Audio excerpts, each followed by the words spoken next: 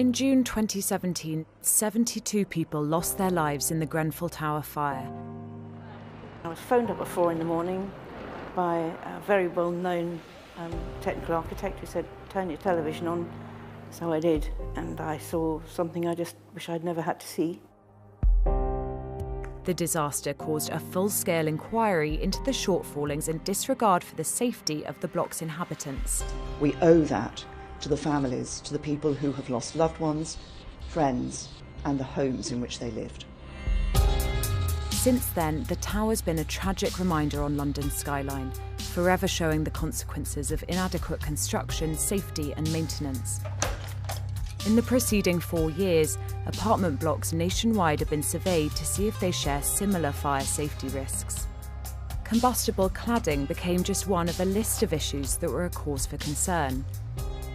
Across the UK, it's estimated over 600,000 high-rise homeowners are now affected by these findings, as well as millions more in medium-rise towers. And with a vacuum left over who's going to pay the bills, leaseholders face costly invoices for remediation, insurance, service charges, and waking watch fire wardens. An economy does not want 1 million people defaulting on their mortgage payments and going into repossession at the same time. That is a very scary thought, especially at a time when our country is still grappling with the worst economic crisis in 300 years. Huge numbers of people, especially leaseholders, are stuck in the middle. They are living in unsafe homes. They can't sell and they're being asked to foot the bill.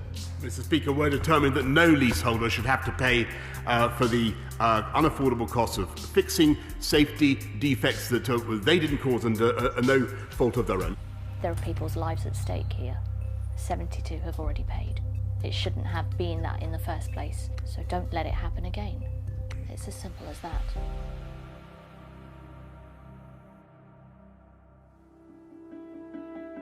I'm Deep Mystery.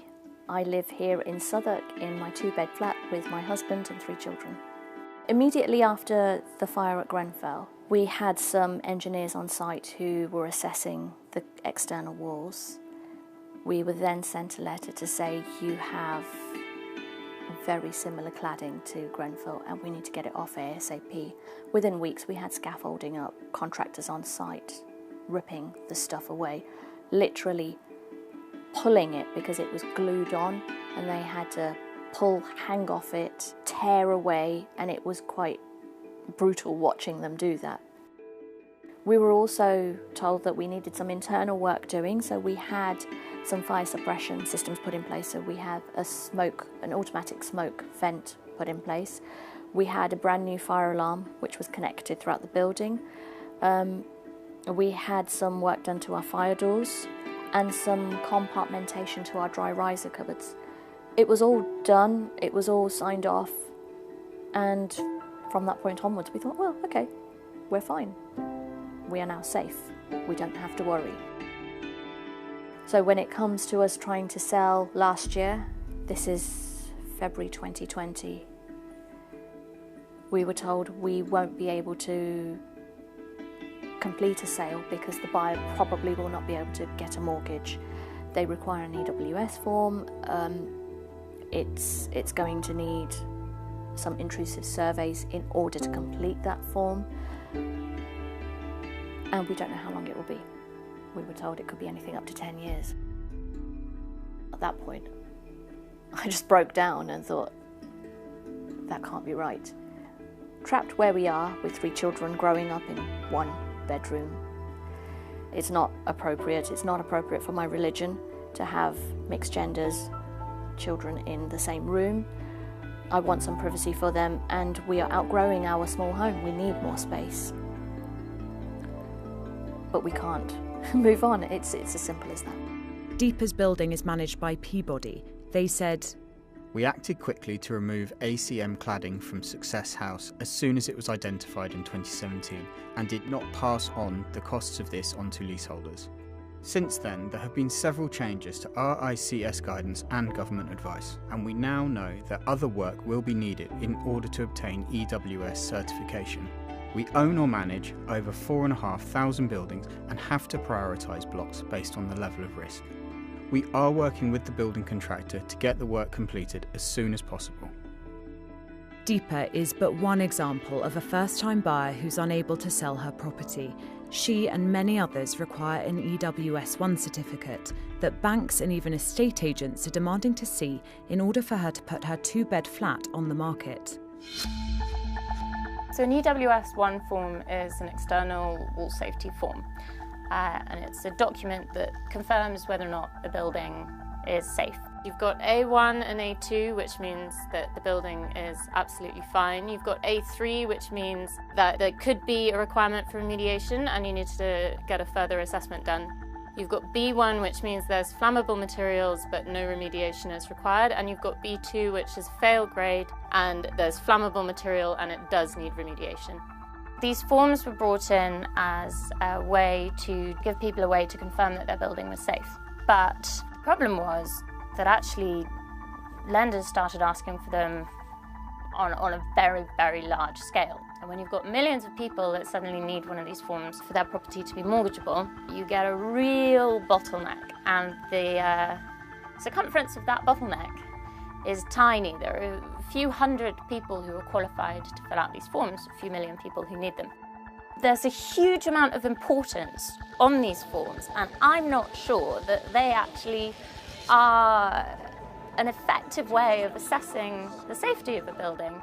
I talk to people who are in buildings, they've had 2 EWS1 assessments. One says the building is completely safe, the other one says it's not. Clearly, if someone can sign off a building using this form and say it's safe, and someone else can say that it is not safe, that form is not doing its job at all, and I think it's perhaps brought far more problems than it has solved. First-time homeowner Stephanie lives in Croydon. Her flat's fitted with non-ACM cladding and has a litany of other defects, which require costly remediation work to meet fire safety standards. I thought I did the right thing. I was so proud of myself. Now it's probably the worst decision I made. Yes, the cladding, we have an issue there. Technically, I'm of the understanding that if everything was okay behind the cladding, we would have actually passed the EWS1 form, but because the developer actually cut corners and didn't install these fire breaks, cut the insulation and installed it poorly, that's the major flag on our EWS1 form. So because of that, even if the Building Safety Fund gave us the money to change the cladding, then we still have to find the funds to sort out what's going wrong behind the walls, because that was regulation at the time and our developer just didn't comply. Through its recent fire safety bill, the government's pledged around £5 billion to cover the costs of remediation work of high-rise apartments. However, this figure only applies to buildings over 18 metres in height and leaves leaseholders of flats in buildings under that to pay for it themselves, aided by government-backed loans. One remediation specialist called Colmore Tang Construction, they're actually doing the jobs on these buildings. And by their estimations, they estimate that the total cost for the country to remediate the buildings would be 50 billion, which would be 10 times what the government has allocated. If they pass the cost on to us, I don't know where I'm getting that money. It's a lot of money to come up with. I mean, they've not given us a specific cost yet. We know what they've applied for the fund for. It looks about 47,000 per flat. It's a potential bankrupt situation. Everything I've worked hard for over the last 5.5 years in this flat is gone. I'm back at square one, saving a new deposit, trying to write off bankruptcy. I mean, if I'm totally honest, I can't get my head around what will happen if this bill lands on my doorstep. Stephanie's building was built by Higgins and managed by Clarion Housing Group. They said, "As the landlord, the first priority for Clarion Housing Group is the safety of our residents and leaseholders living in Bedford House.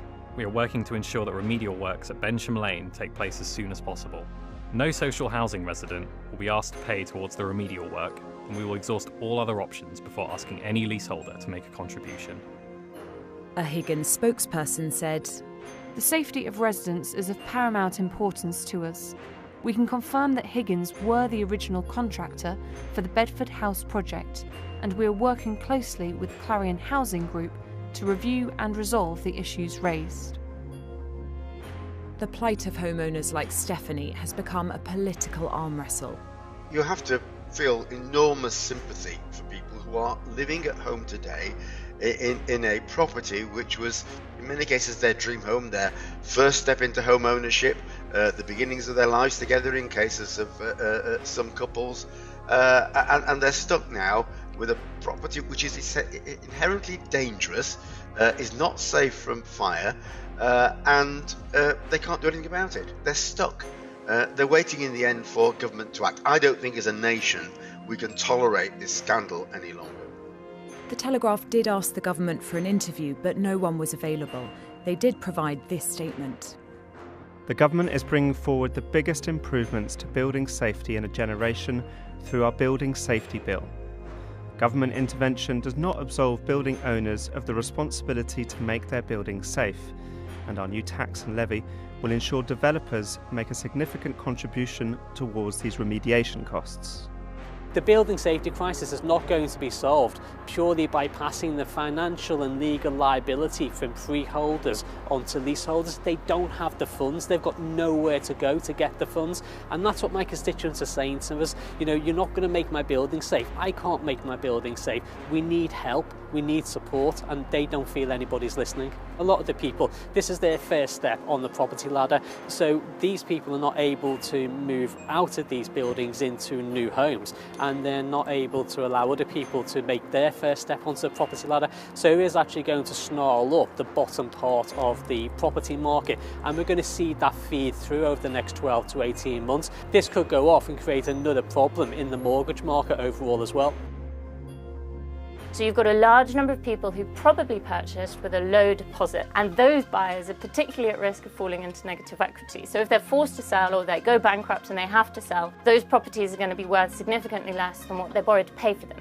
And what we're going to be left with is a couple of million people who cannot sell, and eventually they are going to hit crunch point, because many of them so far are, as I said, in this holding zone, and that's accentuated by the fact that they're waiting for funding to remediate these buildings. They're waiting for sign-off from the Building Safety Fund, they're waiting for their developers and their freeholders to work out who's going to pay. What is slowly starting to happen is those leaseholders are getting sent bills of tens of thousands of pounds, some as much as £100,000 to remediate their buildings, and it's going to hit what I think it could be quite a catastrophic point if you have millions of people whose homes are suddenly worth much, much less than they were. The consequences for the housing market could be quite terrifying. But a lot of people right now are quite blissfully unaware of it, because they own a detached home in the countryside somewhere, and they think that these issues are very removed from them. Leaseholder and former Lehman Brothers employee Steve Day bought his home in Royal Artillery Quays in 2016. He and 417 other leaseholders are facing bills of a minimum of £31,000 to cover remedial work costs, not to mention exorbitant service charges. There seems to be a political stalemate, nothing seems to be being done, yet the bankruptcies are happening. With the backing of 43 bishops and a number of MPs, Steve's fighting for legislation called the Polluter Pays Bill to be reviewed by Parliament. It would make building developers responsible for paying for repair work. We're saying let's apportion the responsibility across all of those that are responsible. And crucially, let's not wait for 10 years to get the money, let's get that now, because we forget that it's not a money situation, it's a life and death situation. This is about safety. We need the money in now, we need the remediation projects to start, and we can't burden the taxpayer, and our solution deals with all of those. I wish I could say it will never happen again, but it could happen again tonight. It could happen at any time, because there's still many buildings that are Grenfell towers in other places. So we have a huge job to do as a construction industry to make sure these buildings are not built like this again, and that the buildings that do find that they have huge problems of fire safety need to be remedied just as quickly as possible. Everybody needs to come in on it, and I mean that includes the government. I'm quite ashamed of our industry, and I'm really ashamed of the government. They are working far too slowly. The building regulations are changing, but they're nowhere near what they should be. There's a really nasty irony with the building safety crisis, which is that none of these homes that are now deemed unsafe were any more safe before the Grenfell fire. They were just as dangerous then as they are now. The difference is just that anybody in an affected building now has to pay far more money. It's quite mind-blowing that something like this is happening in our country. I'm consistently shocked by it.